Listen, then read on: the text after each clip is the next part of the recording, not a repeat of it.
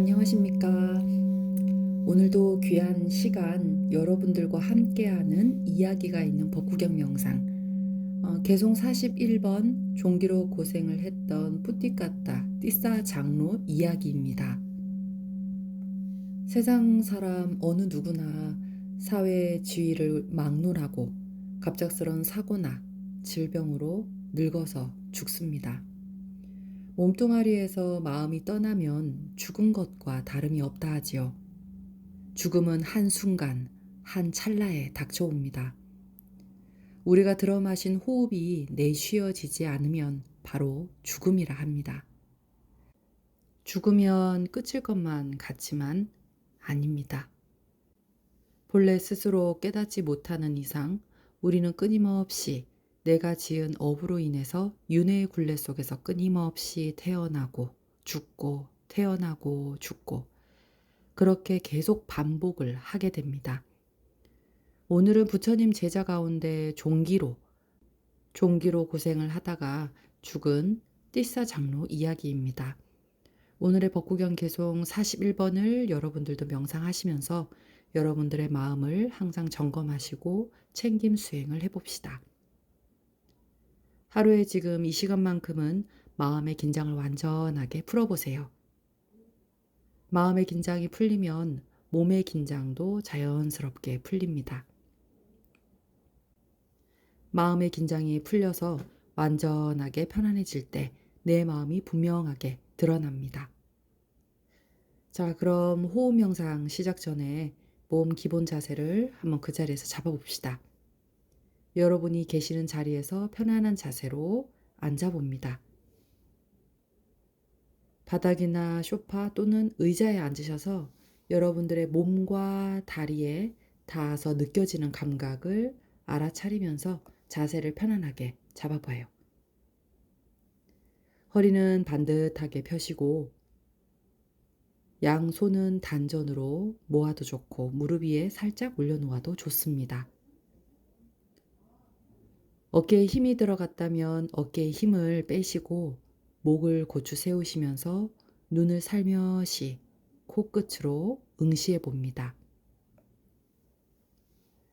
마지막으로 입안에 혀는 입천장에 살며시 붙이고 이제 심호흡을 깊이 들이마셨다가 후 깊이 내쉬어 봅니다.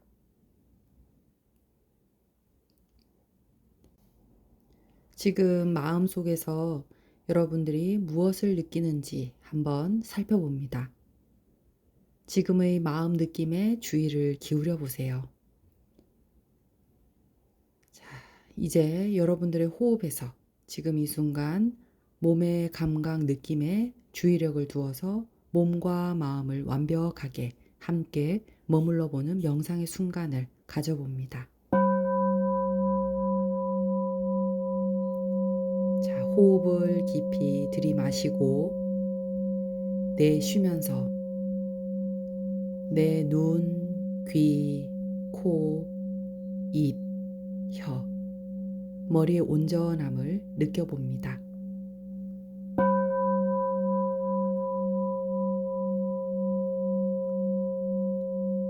호흡을 들이마시고 내쉬면서 몸을 지탱하는 어깨의 감각을 느껴봅니다.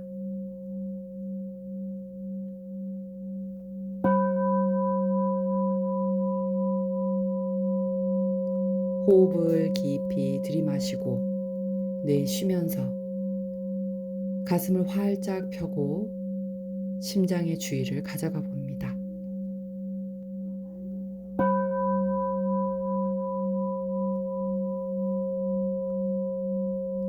천천히 호흡을 들이마시고 내쉬면서 팔의 감각을 느껴봅니다.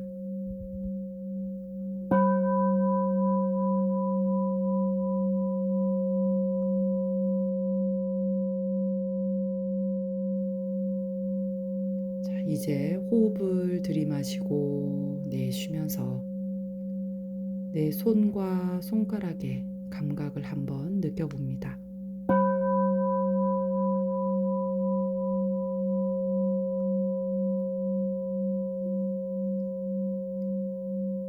숨을 들이마시고 내쉬면서 내 몸을 지탱하고 있는 허리를 반듯하게 펴봅니다.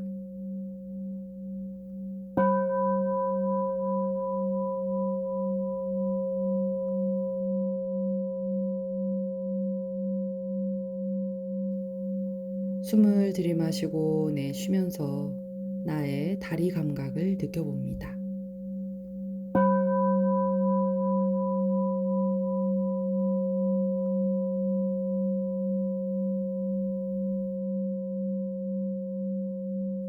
숨을 들이마시고 내쉬면서 발의 감각에 하나하나 느껴봅니다.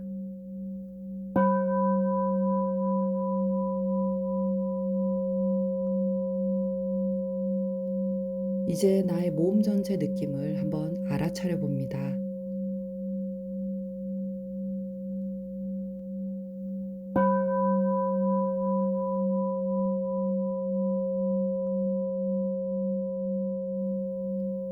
지금 이 순간 내 마음속에서 일어나고 사라지는 생각과 느낌이 있을 텐데 그 느낌을 호흡과 함께 있는 그대로 알아차리면서 호흡으로 다시 한번 돌아오세요. 경세의 오타를 울립니다.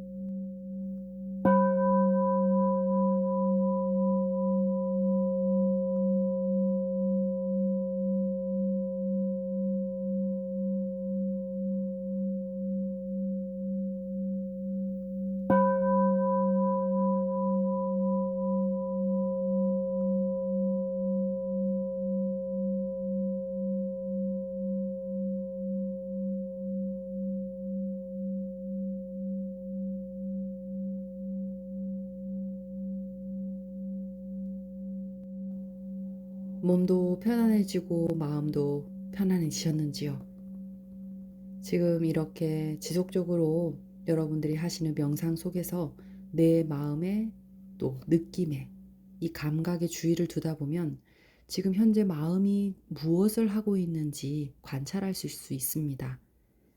지금 오늘 이 순간에 우리 스스로 내 각자 마음속에서 무엇을 하고 있었는지 아시겠는지요?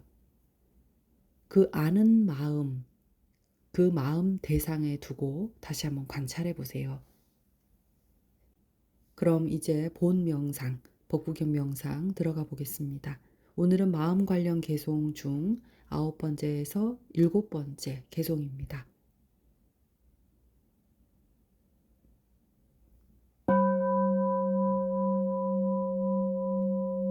머지않아 마음이 떠나고 나면 이 몸은 땅바닥에서 버려지리라. 마치 썩은 통나무처럼.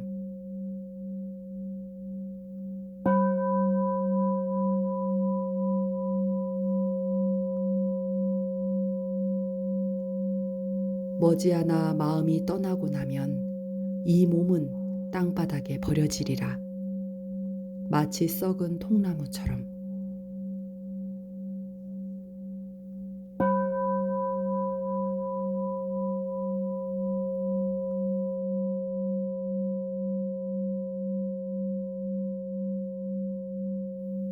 머지않아 마음이 떠나고 나면 이 몸은 땅바닥에서 버려지리라. 마치 썩은 통나무처럼.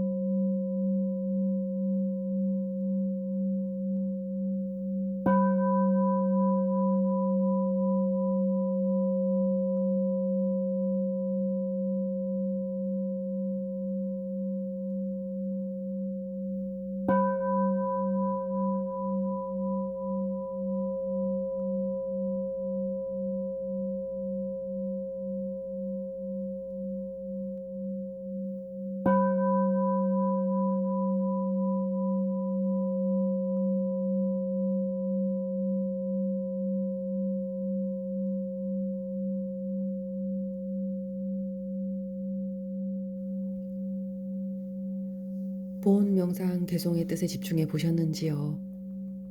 오늘의 개송은 우리가 애지중지 애착해왔던 이 몸뚱아리지만 결국 마음이 떠나가면 썩은 송장, 시체가 되어버립니다. 썩은 송장이 되기 전에 하루빨리 신심동발하여 발심해서 마음의 업을 닦으며 깨달음을 구하려고 정진해야 할 것입니다. 저도 며칠 전에 몹시 아팠던 적이 있었는데요. 죽음 직전의 고통을 느끼며 들었던 생각이 있었어요. 아직 깨닫지 못한 이 어리석은 무명으로 이렇게 죽어버리면 다음 생은 어느 회상에서 태어나게 될까? 염라대왕 앞에서 무슨 낯짝으로 나의 죄업에 과보를 받을지 그 순간 조급했던 때가 떠오릅니다. 젊음의 몸뚱아리를 믿었지만 한순간 문드러져서 흩어지는 것이 몸뚱아리라 하죠. 우리는 매일매일 아침마다 일어나고 또 출근길이나 문 밖을 나섰다가 무슨 일이 생길지 매일매일 생활이 바쁘게 이렇게 살다 보니까 이 몸뚱아리에서 마음이 떠나갈 순간을 항상 잊고 사는 듯 합니다. 죽음은 한순간 눈 깜빡하는 사이에 바로 다음 생이 찾아옵니다. 오늘의 이야기는 몸뚱아리에 피고름으로 고생을 하다가 끝내 마음을 잘 챙겨서 임종을 맞이한 비구의 이야기입니다. 사와띠에 사는 어떤 젊은이가 부처님의 법문을 듣고 환희로움에 출가를 하여 띠싸장로라 불렀어요.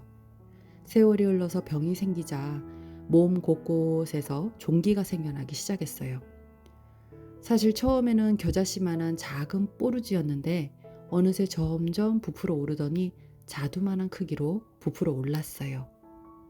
그리고 마침내 온몸에 종기가 퍼져서 피고름이 터지자 그 썩은 냄새가 진동을 하기 시작합니다.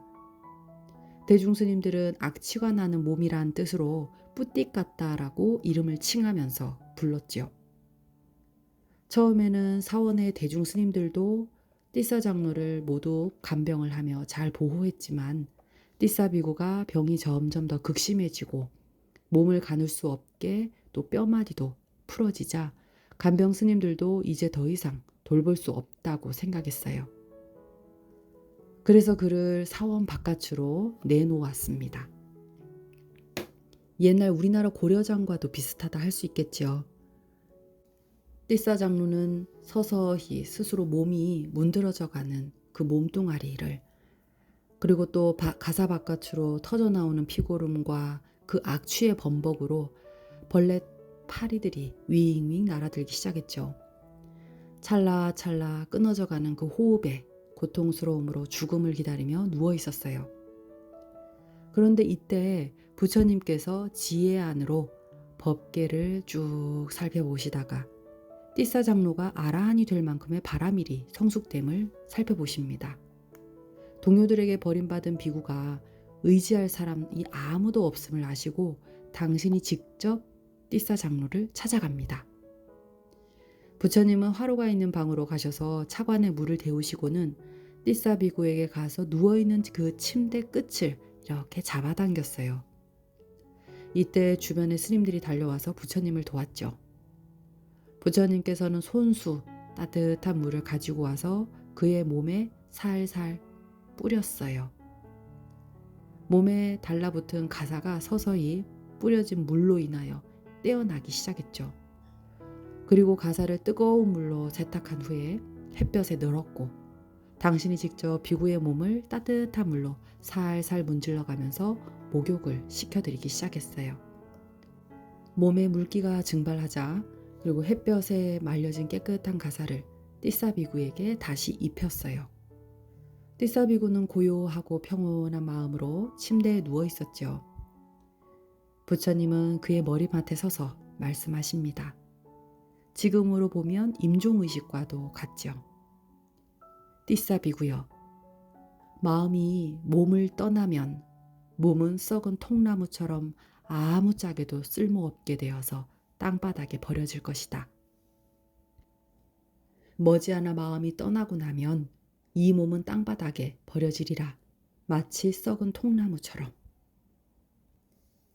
이 개송 끝에 뿌띠 같다 띠싸 장로는 바로 아라한이 되어서 열반에 들었어요.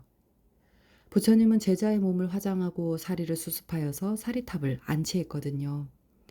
이 모습을 지켜봤던 대중 스님들은 이 궁금증이 매우 일어났어요.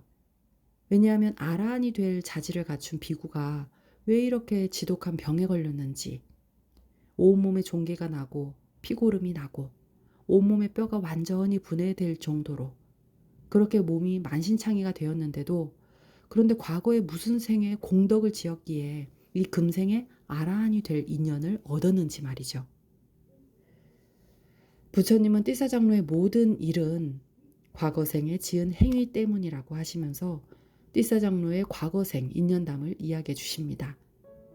띠사장로는 까사빠 부처님 시대 때 과거생에 새를 잡는 사냥꾼으로 누구보다 항상 많은 새를 잡았습니다. 그는 잡은 새를 왕실에 바치기도 했고 또는 내다 팔기도 하고, 잡은 새가 너무 많아서 넘칠 때에는 스스로 직접 요리를 해서 먹기도 했어요.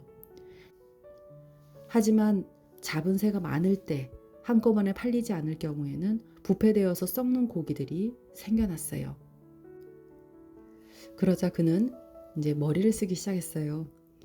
그가 잡은 새를 살아있는 채로 날아가지 못하도록 하고 다리를 꺾고 날개를 부러뜨려서 한쪽에 쌓아두었다가 다음 날 그것을 죽여서 내다 팔기 시작했죠.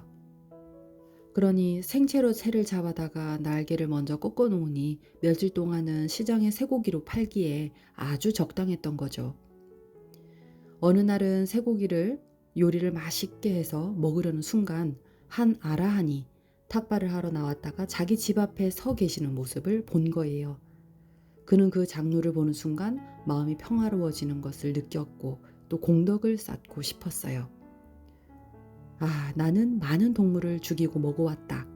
그런데 지금 집 앞에 고귀한 스님께 이 맛있는 요리를 올리고 싶다. 그래서 그는 음식을 올리고 오체투지로 삼배를 드리고는, 스님이시여, 제가 공양을 올린 공덕으로 스님이 성취하신 위없는 진리를 저도 얻기를 발언합니다. 그러자 그 장로는 그 공양을 받고는 축원을 드립니다. 당신이 발언하는 대로 이루어지이다. 부처님께서 과거생 띠사장로의 이야기를 하고 나서 대중 스님들에게 말씀하셨어요. 비구들이여, 그가 도과를 얻은 것은 과거생에 지은 선업 때문이다. 그리고 이렇게 중병에 걸려서 피고름이 나고 종기가 나고 온몸의 뼈가 분해돼 버린 것은 그 과거생의 새 날개 죽지를 부러뜨린 악업 때문이고, 그가 지금 금생의 아라한이 된 것은 그 과거생의 아라한에게 한 끼 음식을 환희심으로 올리면서 발언한 공양, 공덕 때문이다. 이것이 오늘의 이야기가 있는 법구경 명상입니다. 수행자 띠사장로는 자신의 온몸의 피고름과 악취로 모든 이들에게 당시에 버려졌지요. 그러나 과거생 아라한에게 공양하면서 발언한 공덕으로 이 생에 설사 병으로 고생은 했지만 깨달음을 얻고 더 이상 윤회에서 벗어난 열반을 얻은 거지요. 우리가 항상 여러분들이 기도하면서 독송하시는 반야심경에 오온은 공하다라고 하지요. 왜 오온이 공한지 여러분 생각해 보셨는지요? 이 생의 오온이 5가지의 모든 성질들이 화합되면은 몸뚱아리가 있고, 하지만 흩어지면 몸뚱아리가 없어지지요. 이 몸은 지수화풍 4대로 모였다가 혹은 오온으로 뭉쳤다가 인연이 닿으면 흩어져 버립니다. 한 줌의 뼈가루로 흩어져 버리는데, 우리는 이 마음에 집중하기보다는 보통 내 몸뚱아리에 집착하면서 사는 시간이 더 많습니다. 여러분들이 매일매일 나의 무명으로 시작된 욕심과 화냄, 어리석음을 내려놓는 명상을 오늘도 함께 같이 해봅니다. 그리하여 우리가 썩은 송장이 되기 전에 하루빨리 신심동발해서 여러분들이 발심하시고 또 마음의 업을 닦으면서 깨달음을 구하려고 정진해야 할 것입니다. 자, 오늘은 그럼 여기까지 개송을 마지막으로 한 번 더 독송하고 명상을 마치도록 하겠습니다.